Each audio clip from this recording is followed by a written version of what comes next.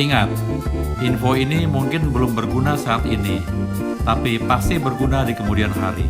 So, jangan lupa untuk like, subscribe, dan komen. Gratis kok, nggak dipungut biaya. Pernah nggak ngelihat orang berjalan tanpa pakaian, rambut kusut, kumal, kadang ketawa sendiri dan berbicara sendiri? Di dalam film-film, orang dengan kelainan jiwa ini digambarkan sebagai orang yang menakutkan, berbahaya, sadis, suka ditebak, dan merencanakan sesuatu yang besar. Mengapa mereka berbicara dan tertawa sendiri, seolah hidup dalam dunia sendiri? Apakah mereka sesadis itu? Apa yang terjadi dengan mereka sesungguhnya? Orang dengan perilaku tersebut bisa kita katakan menderita skizofrenia. Skizofrenia adalah gangguan kejiwaan berat yang diderita sekitar 0,4% dari populasi. Setiap tahunnya, diperkirakan ada sekitar 15 kasus baru per 100.000 orang.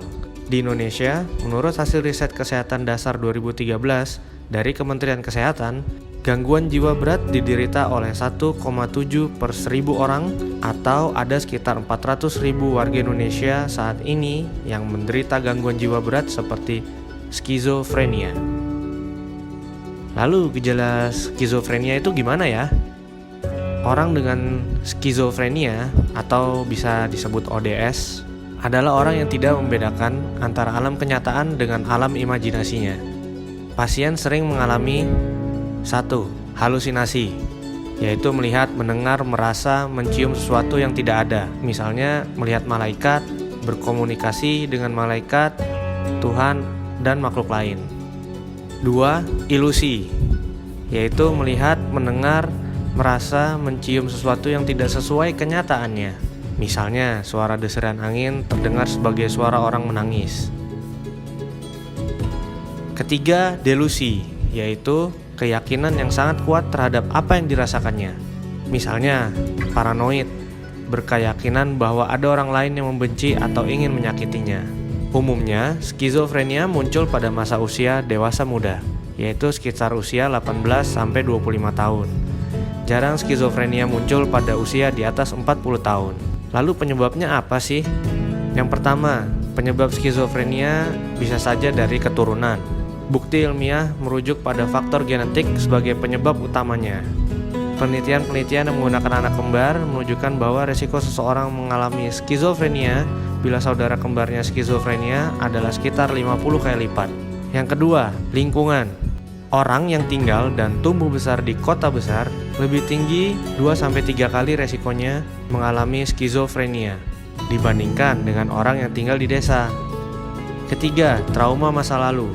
Pengalaman traumatik masa kecil seperti pernah mengalami kekerasan seksual meningkatkan risiko skizofrenia. Mengalami bully pada masa kecil dapat meningkatkan risiko skizofrenia juga loh. Untuk menjelaskan penyebab skizofrenia, ada 2 teori besar utama. Yang pertama, skizofrenia muncul karena masalah ketidakseimbangan dopamin, yaitu senyawa kimia pengirim informasi yang ada di otak. Bukti-bukti teori ini dapat dilihat dari obat-obatan skizofrenia yang intinya mengurangi penyerapan dopamin. Yang kedua, skizofrenia muncul karena adanya interpretasi yang salah pada pengalaman anomali. Pengalaman anomali tersebut bisa seperti salah dengar ada orang yang memanggil. Kesalahan interpretasi ini umumnya mudah terjadi bila orang tersebut memiliki konsep diri yang buruk dan sering mengalami perasaan negatif seperti depresi dan cemas. Nah, perlu Anda ketahui juga, ada 5 macam skizofrenia.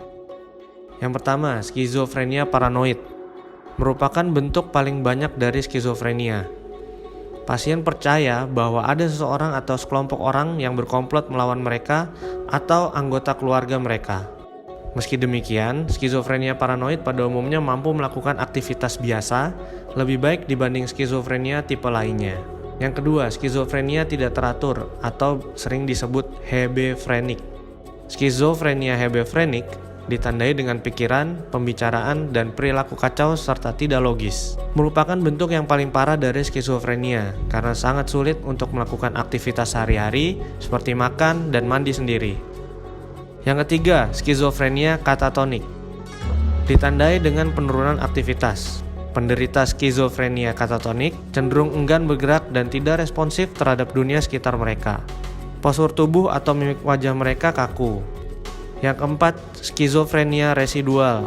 Jenis ini jarang terjadi gejala seperti halusinasi atau delusi, tetapi muncul gejala seperti penumpukan perasaan, pasif dan kurang inisiatif, serta kehilangan gairah hidup. Yang kelima, gangguan skizoafektif. Gangguan ini biasanya mengalami delusi atau halusinasi, kekacauan komunikasi yang bercampur dengan depresi, kecemasan, amarah, atau histeria. Tipe ini lebih langka daripada skizofrenia lainnya. Sulit dibedakan dengan gangguan bipolar.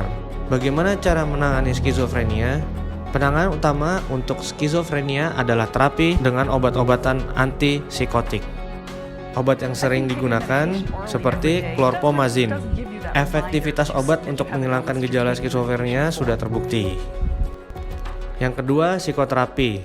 Terapi kognitif perilaku untuk skizofrenia dilakukan bersamaan dengan obat-obat antipsikotik. Bisakah skizofrenia sembuh? Skizofrenia seperti banyak gangguan mental lainnya bisa diobati. Meskipun hingga saat ini belum ditemukan obat untuk menyembuhkan skizofrenia secara total, tetapi berupa perawatan psikososial atau rehabilitasi yang efektif dapat membuat pengidap skizofrenia memiliki kehidupan yang produktif, sukses, dan mandiri. Dengan obat dan terapi yang tepat, sekitar 25% dari pengidap skizofrenia akan sembuh sepenuhnya. Nah, salah satunya adalah John Nash. Dia menderita gangguan jiwa skizofrenia, tetapi membantu mengubah perekonomian dunia. Nobel yang dianugerahkan kepadanya pada tahun 1994 jelas menjadi bukti temuan besar Nash kepada dunia. Nash Equilibrium, atau yang dikenal sebagai teori permainan yang membuat Nash terpilih untuk mendapatkan Nobel. Teori ini bisa diterapkan untuk menjabarkan perilaku bisnis, misalnya dalam persaingan marketing antara dua atau beberapa perusahaan yang menguasai pasar. Teori ini menjadi landasan bagi perekonomian modern. Nah, meski begitu, Nash masih sering kali terlihat berbicara sendirian. Kisah hidup Nash yang bak dua sisi mata uang itu dituliskan dalam novel berjudul A Beautiful Mind yang dibawa ke layar lebar dengan judul yang sama. Demikian Healthy People, kiranya ini bisa memberikan manfaat. Nantikan episode selanjutnya hanya di Maafkas, informasi kesehatan yang terupdate dan terpercaya. Salam sehat.